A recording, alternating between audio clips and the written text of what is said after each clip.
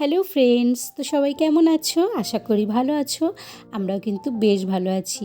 তো যেদিনকের ব্লগটা শেয়ার করছি সেই দিনটা ছিল 22শে ডিসেম্বর। আর 22শে ডিসেম্বর কিন্তু আমার কাছে একটা খুব স্পেশাল দিন।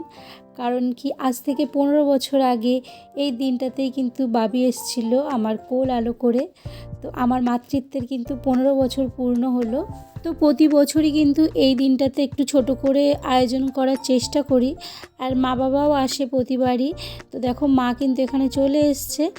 আর মা কিন্তু, এটা হলো আগের দিন রাত্রের ব্লগ, মানে রাত্রিবেলায় যেহেতু জন্মদিনের দিন একটু ছোটোখাটো অনুষ্ঠান হবে, তো লোকজন সবাই আসবে, ওই জন্য চিকেনটা কিন্তু মা আগের দিন রাত্রিবেলায় করে রাখলো। চিকেনটা, চাটনি আর পায়েস, এই তিনটে জিনিস কিন্তু বাড়িতে রান্না হবে। আর বাদবাকিটা দোকান থেকে অর্ডার দেওয়া হয়েছে, তো সেগুলো কিন্তু দিনের দিনই আসবে।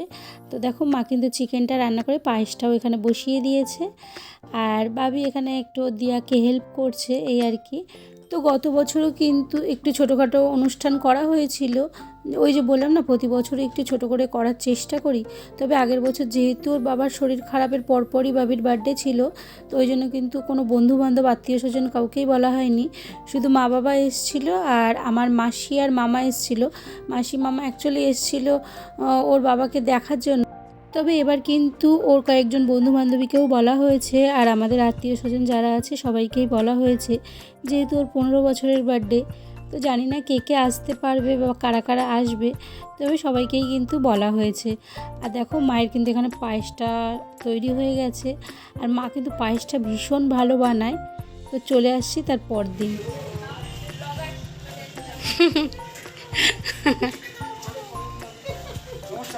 Happy birthday to you, happy birthday to you, happy birthday to you, নমস্কার। এই তো পুরো চন্দ্রিমা বাবাই, দেখ পুরো চন্দ্রিমা।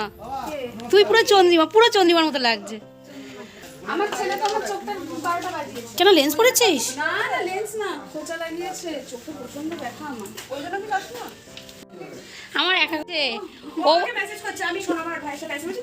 হ্যাঁ, আমি জানি না, আমি কি তো করেছি? কথা না বললে আর কি করেছিস? Thank you, thank you. দাঁড়া, মধুজা ঘরে থ্যাংক ইউ এবার। এগুলো তোমার। Thank you, welcome. ও মধু এসে গেছে। মধু যা, সামনে যা। আমার মধু এসে গেছে। ও গেছিল কোথায়? ও কাকে একটা বলছে যে আমি তোর সাথে দেখা করে আসবো। আমাকেই ফোন করেছে। তোকে সবে ঢুকছি, happy birthday to you. Happy birthday. হ্যাঁ, নিয়ে যা, তিনজনে বসে আসতে পারবি? যা ওখানে যা। সকালবেলা 5টার সময় ট্রেন ধরিয়ে দিয়েছিলাম, 7টার সময় একবার ঢকঢক করে দরজা বের হলো।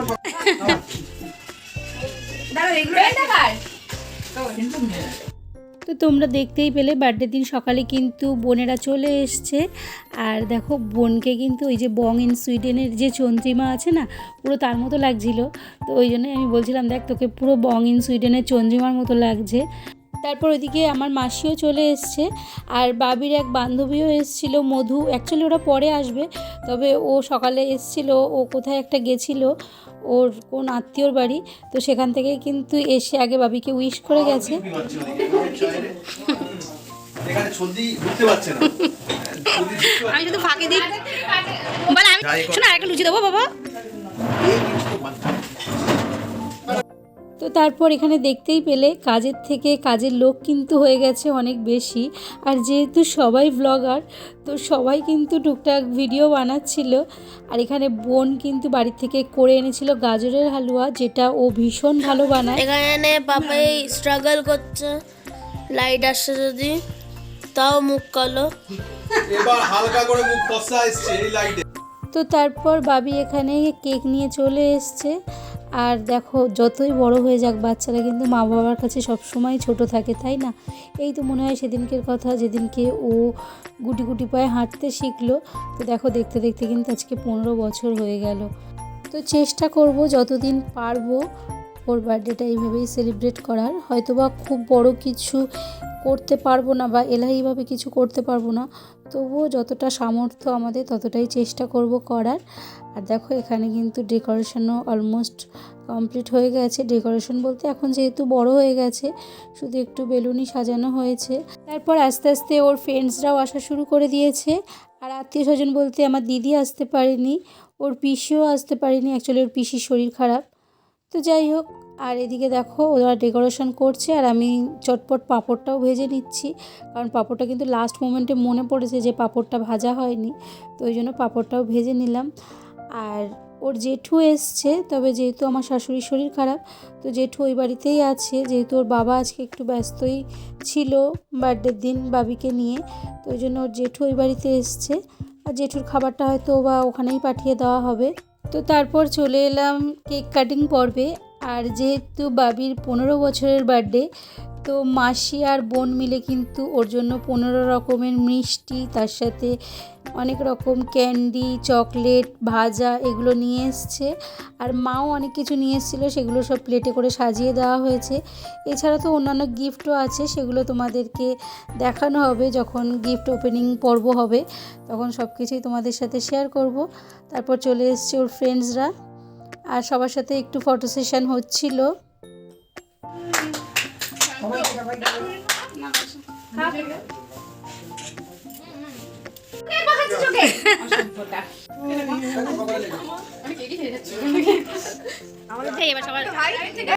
আমি কি মিষ্টি খেলে খেতে পারবো না, বিরিয়ানি আমি খেয়েছি তো। সাজেকে দিতে হবে।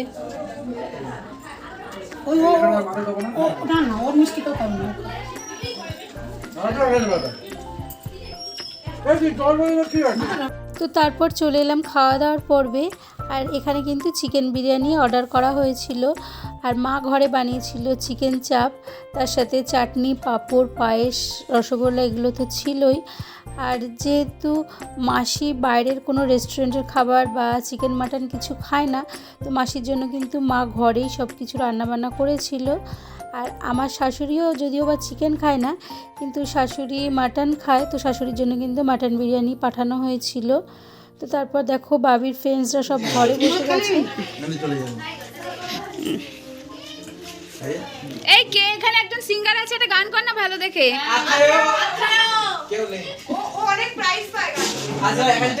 তো তারপর চলে এলাম গিফট ওপেনিং পর্বে। আর এখানে দেখো মাসি কিন্তু রেডি হয়ে গেছে বাড়ি যাওয়ার জন্য। আর মা বাবাকে আজকে আর যেতে দেবো না, মা বাবা 2 দিন থাকবে আমার কাছে। আর ওইদিকে বোনকেও আর যেতে দেয়নি, বললাম তোরা একটা দিন অন্তত থাক। রাজু কিন্তু চলে গেছে। তো সবাই মিলে এখন বসে কী কী গিফট পেয়েছে সেগুলোই দেখছে, যদিও বা অনুষ্ঠানটা একদমই ছোট, একদমই ঘরোয়া, তবুও যেটুকুনি পেয়েছে সেগুলোই এখন খুলে খুলে দেখছে। ওর বান্ধবীরা কি দিয়েছে, এটা ওর ঋতু দিদি দিয়েছে মনে হয়। আর তাছাড়া তো সবাই ক্যাশই দিয়েছিল, বোন, মা, মাসি এরা সবাই ক্যাশই দিয়েছে। আর তাছাড়া বোন একটা স্কুল ব্যাগ দিয়েছে, তার সঙ্গে আগে যখন কিছুদিন আগে বোনের বাড়ি গেছিলো বাবি, তো তখন কিন্তু ওকে একটা স্মার্ট ওয়াচও দিয়েছে বার্থডে উপলক্ষে। আর এই বোতলটাও মাসি নিয়ে এসছে।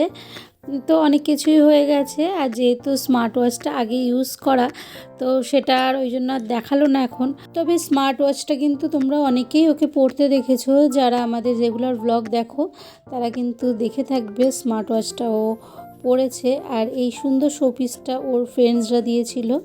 আর ওর রাজা কাকা দিয়েছিল একটা খুব সুন্দর কুর্তি, যেটা কিনা ওর খুব সুন্দর ফিটিংস হয়েছিল, ওর সাইজও ঠিকঠাক ছিল। তো ব্যাস গিফট ওপেন করতে করতেই কিন্তু ব্লগটা এখানেই এন্ড করলাম। আর ব্লগটা তোমাদের কেমন লাগলো অবশ্যই জানিও, ভালো লাগলে অবশ্যই একটা লাইক করো, চ্যানেলটা সাবস্ক্রাইব করো।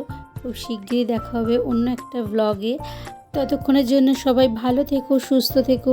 আর হ্যাঁ, কে কোথা থেকে আমার ব্লগ দেখছো সেটাও কিন্তু অবশ্যই কমেন্ট করে জানিও। খুব তাড়াতাড়ি আসবে একটা অন্য ব্লগ নিয়ে, ততক্ষণের জন্য টাটা।